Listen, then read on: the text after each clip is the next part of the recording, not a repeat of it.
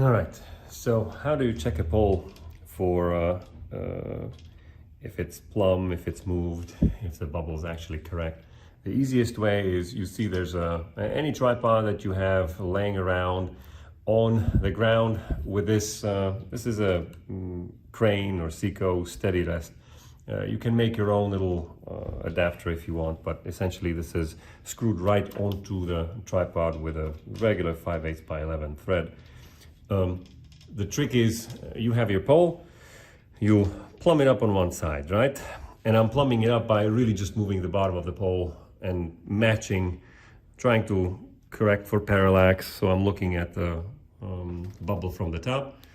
And once it's in the center on one side, what you do is you leave it be and you kind of pivot or turn it to the other side. Now notice my bubble's out on this side. So I definitely know that there's an issue with how my bubble's calibrated. You need a 2.5 millimeter Allen wrench or Allen key and start messing with it. So there's 3 screws on the bottom of each, or actually maybe sometimes on the top of a bubble, but there's 3 of them and you need to start adjusting them. So I'm going to pick one of them with the 1 screws that are most in the direction of where the bubble's at and start messing with it. So I'll start tightening in this case, and you'll see that the bubble will start moving in the direction that I want it to go. You don't want to go all the way, because if you go all the way, then you're just making it level on this side, but on the other side it'll be equally as bad as it was on this side now. So I just went in a little bit, which means I'll go back to the side where I started. And you see now, before it was level, now it's not. So let me actually, once again, just lift the point off the ground over there and drop it down again. See if my adjustment that I made just to one side, let's do a tweak here. You always have to consider parallax. So I'm once again leveled, and I leveled just by lifting the pole from the ground. And this is best done on something where the point doesn't slip. So not like a concrete or tile floor, but something like carpet over here is okay. So let me turn it around again without making sure that it's not bad. So this is really close already. There's a very little error there already. Again, the bubble's kind of in that direction, so I'll pick the screw that's in that direction. There's 3, as I said. I was on the edge one, on the very far left one. Now I'm picking the one that's kind of to the right and up here. So let me pick that screw, see if I can get this a little bit tighter. And at this point we're splitting hairs here, so I didn't really move it that much. But if I go to this side now, I see that the bubble is a hair out. I'll just move that bottom point again just a hair over. So I'm dead center on the bubble right here. Now I'll turn it around and I'll do a 180. And I am still out a little bit. So let me adjust again a little bit. Any documentation, any literature that you have on this will tell you need to take out half of the air, which is not easy to visualize, but once you do it once or twice, you'll understand what goes on. So I made the bubble move a little bit, and let's see if I can adjust. Again, you're not doing anything with the physical bubble on this side, you're really just re-leveling your pole. All right, I'm sinking it into the fibers of the carpet over here. Turn it around again.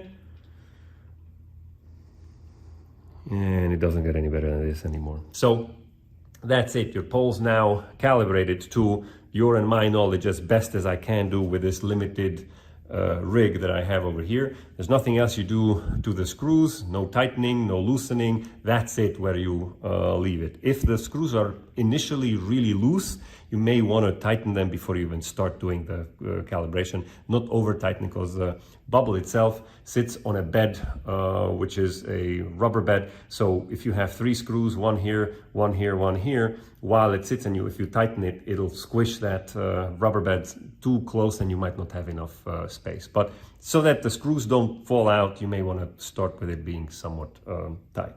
Hopefully this was an informative video. If you have any questions or comments, leave them below.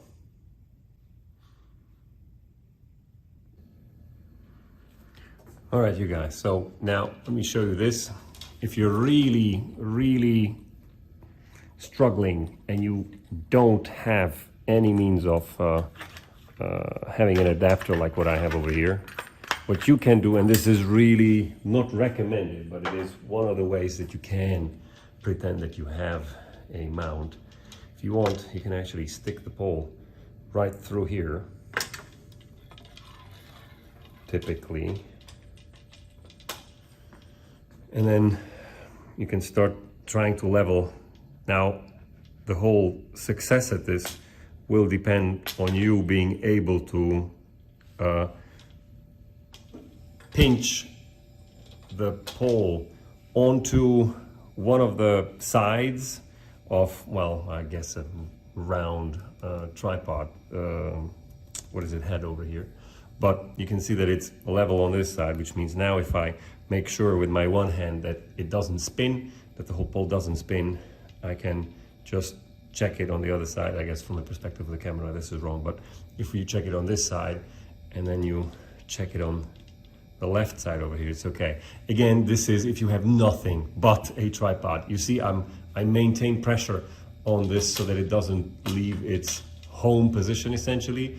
Bubble, make sure that the bubble's where it is, and then as you pivot around, obviously you can do this. So this is not the right way, definitely not the right way of doing it, but if you have absolutely no other means in the field to check it, this is the easiest way to check it. Obviously, again, the pressure is what makes it work. So you first level on this side or any side you want, maintain pressure on the pole and just turn it, spin it without actually moving.